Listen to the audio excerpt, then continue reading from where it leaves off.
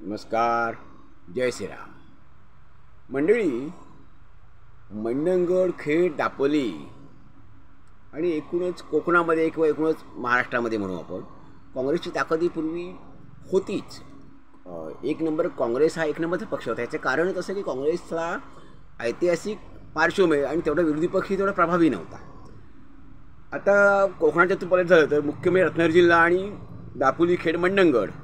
तर इथेही स्थानिक पातळीवर म्हणजे मंडणगड, खेड, दापोली या पातळीवर काँग्रेसकडे त्या काळात मोठे लोकनेते होते. तर मंडणगडमध्ये म्हणायचं झालं तर आप्पासाहेब गोसावींसारखे लोकनेते होते. खेडमध्ये केशवराव भोसलेसारखे लोकनेते होते. दापोलीमध्येही अनेक जण बंडू काका खोत होते. आणखीनही खूप लोकनेते होते. हे अगदी 20-25 वर्षापूर्वीचं मी म्हणतो आहे. तर त्यानंतर हे लोकनेते वार्धक्याने थकल्यानंतर नवीन कार्यकर्त्यांचा ओढा काँग्रेसकडे कमी झाला. परंतु त्यानंतरही काँग्रेसकडे जेव्हा पुन्हा युती सत्ता जाऊन 99 ते 2015 14पर्यंत काँग्रेसकडे सत्ता होती. मग त्या काळातही काँग्रेसकडे काही नेते कार्यकर्ते येत होते. आत्ता आपण या मंडणगड, खेड, दापोली या 3 तालुक्यांपुरतं बोलतो आहे. या तालुक्यातही काँग्रेसकडं त्यावेळेला कार्यकर्त्यांचा ओढा, काही चांगले कार्यकर्ते, लोकसंग्रह असणारे कार्यकर्ते काँग्रेसकडे येत होते. परंतु त्यांनाही त्यांचा वकूफ, त्यांचा आवाका मोठा असणारे नेते कार्यकर्ते असे काँग्रेसमध्ये आले होते. परंतु ते काँग्रेस इथल्या स्थानिक नेतृत्वांना ते सांभाळता आले नाहीत. कारण त्यांना सांभाळून, मोठ्या नेत्यांना तुम्हाला सांभाळून घेता येणं, सामावून घेता येणं आणि त्यांना शोभेचं काम देणं, त्यांना कामाला लावणं, हेही मोठं एक काम असतं. तेही चातुर्य असतं. तोही तिथे मुत्सद्दीपणा, तुमचं सगळं बुद्धिचातुर्य तिथे त्याची गरज असते. ते असावं लागतं. सगळ्यांना, मोठमोठ्या नेत्यांना, कार्यकर्त्यांना कामाला लावणं हेही मोठं एक कामच असतं. तर ह्या सगळ्या ह्याच्यामध्ये अपयश आल्याने पुन्हा काँग्रेस या 3 तालुक्यामध्ये ते काँग्रेस ही झिरो झाली. आज या 3 तालुक्यामध्ये काँग्रेसची ताकद ही क्षीण झालेली आहे, अत्यंत क्षीण ताकद आहे. तर अशी स्थिती म्हणजे भाजपलाही असे गेल्या 14 सालापासून 2014पासून भाजपकडे सत्ता आहे. मधली काही 2 वर्ष सोडली तर पुन्हा केंद्रामध्ये तर पूर्ण 14 सालापासून पूर्ण सत्ता आहे, गेले 10-11 वर्ष. आणि महाराष्ट्रामध्ये पहिली 2.5 वर्ष सोडली, मधली 19 ते 22ची, तर 14पासून सलग सत्ता आहे राज्यामध्ये. त्यामुळे देवेंद्र फडणवीसांसारखा खमका नेता, खंबीर नेत्याच्या हातात सूत्र आहेत पक्षाची राज्यस्तरावर. त्यामुळे या 3 तालुक्यामध्येही भाजपकडं चांगले चांगले नेते येऊन गेले. मंडणगड, खेड, दापोली तालुक्यामध्ये चांगले लोकनेते, लोकसंग्रह असणारे नेते हे भाजपमध्ये 14 सालापासून प्रवेश अनेकांनी केला. पण ते कार्यकर्ते टिकले नाहीत, टिकू शकले नाहीत. ह्याचं कारण का? तर इथलं एवढं भाजप नेतृत्व सक्षम नसावं की त्यांना सामावून घेईल, त्यांच्या योग्यतेप्रमाणे त्यांचा सन्मान राखला जाईल, त्यांना योग्य तो मान दिला जाईल, त्यांना त्यांच्या कुवतीप्रमाणे त्यांना काम दिलं जाईल, त्यांना पदं दिली जातील, त्यांच्यावर तेवढ्या मोठ्या जबाबदाऱ्या सोपवल्या जातील. आणि त्यांच्या हातात सूत्र देऊन त्यांच्या हाताखाली काम करणं हा एक विषय असतो. पण तो होऊ शकत नाही, कारण इगो आड येतो. आत्ता उदाहरणार्थ एक आत्ताचं नाव घेतलं तर एक 1-1.5 वर्षापूर्वी एक प्रकाश शिगवण यांच्यासारख्या चांगल्या धडाडीच्या कार्यकर्त्यांनी भाजपमध्ये प्रवेश केला. त्यांच्यासोबत अनेक कार्यकर्त्यांनी प्रवेश केला. पण तुम्ही प्रकाश शिगवण यांचं नाव मुद्दाम घेतोय की ते खरंच मोठा चांगला लोकसंग्रह असणारे, असे ते दांडगा लोकसंपर्क असणारे असे ते कार्यकर्ते आहेत, नेते आहेत.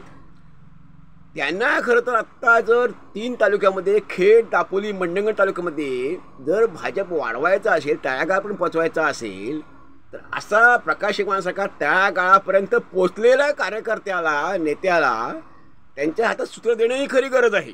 त्यांच्यावर मोठी जबाबदारी देणं आणि ही खरी गरज आहे.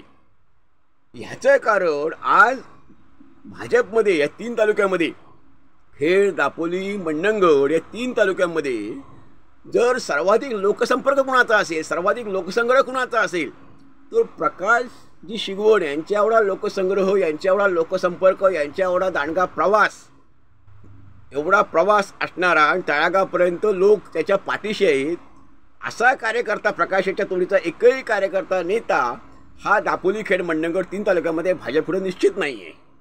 आजला भाजपची सत्ता आहे, सरकार आहे म्हणून भाजप म्हणून समजा एक 10,000 लोक सभेला जमू शकतात. दापोली, खेड, मंडणगड इथे, कारण भाजपच्या नावावर जमतील, मोदींच्या नावावर जमतील, परंतु केवळ एका व्यक्तीच्या नावावर, एका नेत्याच्या नावावर, ती पण तेही दापोली, खेड, मंडणगडमधील भाजपच्या एखाद्या नेत्याच्या नावावर जर 10,000 लोक जमू शकणार असतील तर ते नाव फक्त प्रकाश शिगवण हेच असेल. त्यांनी त्यांच्याकडे राष्ट्रवादी काँग्रेसची जबाबदारी जेव्हा होती तेव्हा ते एक खांबी तंबू होते.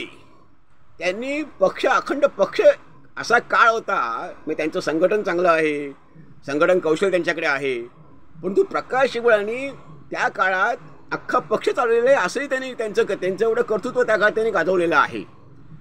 तर असा आत्ता कार्यकर्त्याचा भाजपला मिळालेला आहे, भाजपकडे आहे, तर त्याचा फायदा भाजप उठवताना दिसत नाही. एवढा लोकनेता भाजपकडे आहे, मग असा कार्यकर्ता दीर्घकाळ भाजपमध्ये कसा राहू शकेल? त्याच्या इतमामाला शोभेल असं काम तुम्ही देत नाही, जबाबदारी त्यांच्यावर सोपवत नाही, त्यांच्या हातात नेतृत्व देत नाही, तर असा कार्यकर्ता पक्षात किती काय राहू शकेल? आणि त्यांचा उपयोग काय राहून? उपयोग करून घेण्याची क्षमता असणारे पक्षामध्ये नेते लागतात, तसं नेतृत्व लागतं. मग त्या नेतृत्वाचा आवाका मोठा लागतो की मग असं आहे की एवढा मोठा आवाका असणारं भाजपकडे नेतृत्व नाही आहे की प्रकाश शिगवणांसारखे अन्य पण काही मोठे नेते कार्यकर्ते भाजपमध्ये ज्यांचा लोकसंपर्क दांडगा आहे, असे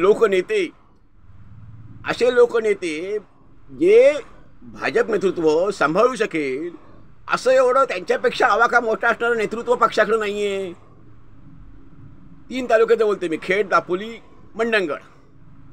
तर असे तर मोठे नेते जर आपण सांभाळू शकत नसू अशा नेत्यांना, तर नेतृत्वाने स्वतः कमीपणा घेऊन त्यांनी स्वतः अशा नेत्यांकडे जबाबदारी सोपवायची असते आणि ह्यांच्या नेतृत्वाखाली काम करायचं असतं. कारण तुम्हाला पक्ष वाढवायचं आहे की स्वतःचं स्थान टिकवायचं आहे, हा एक महत्त्वाचा विषय आहे. की स्वतःचा इगोच तुम्हाला ठेवायचा आहे, इगो गोंजारत राहायचा आहे, इगोला कावठळत राहायचं आहे, हा एक महत्त्वाचा विषय आहे. पक्ष जर वाढवायचा असेल, स्वतःपेक्षा पक्षाला स्थान मोठं असतं कधीही. म्हणजे स्वतः भाजपचे नितीनजी गडकरी असतील किंवा आणखीन कोणाच्या मुलाखती होता, त्यात ते काय म्हणतात कायम की व्यक्तीपेक्षा पक्ष मोठा, पक्षापेक्षा आणि देश मोठा.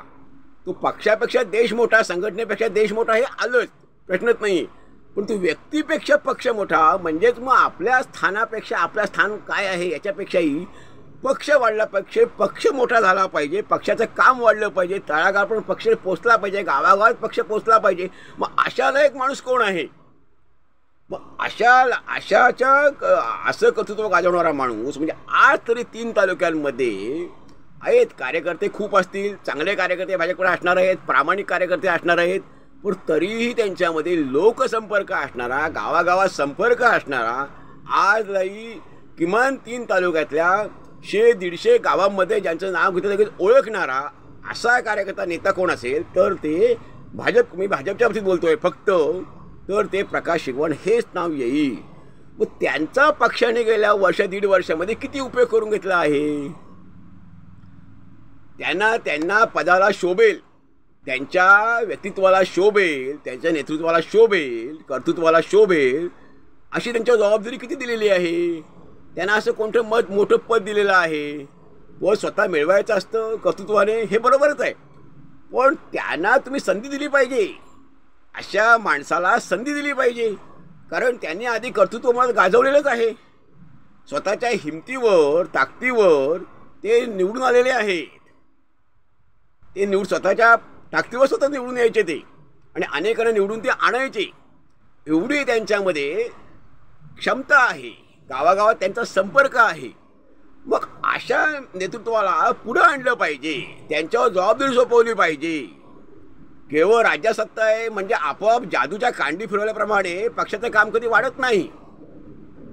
तुम्हाला तुमच्याकडे असणाऱ्या कार्यकर्त्यांचा खुबीने वापर करून येणं, ज्याची योग्यता, कार्यकर्त्यांची योग्यता ओळखणं, हे महत्त्वाचं काम असतं.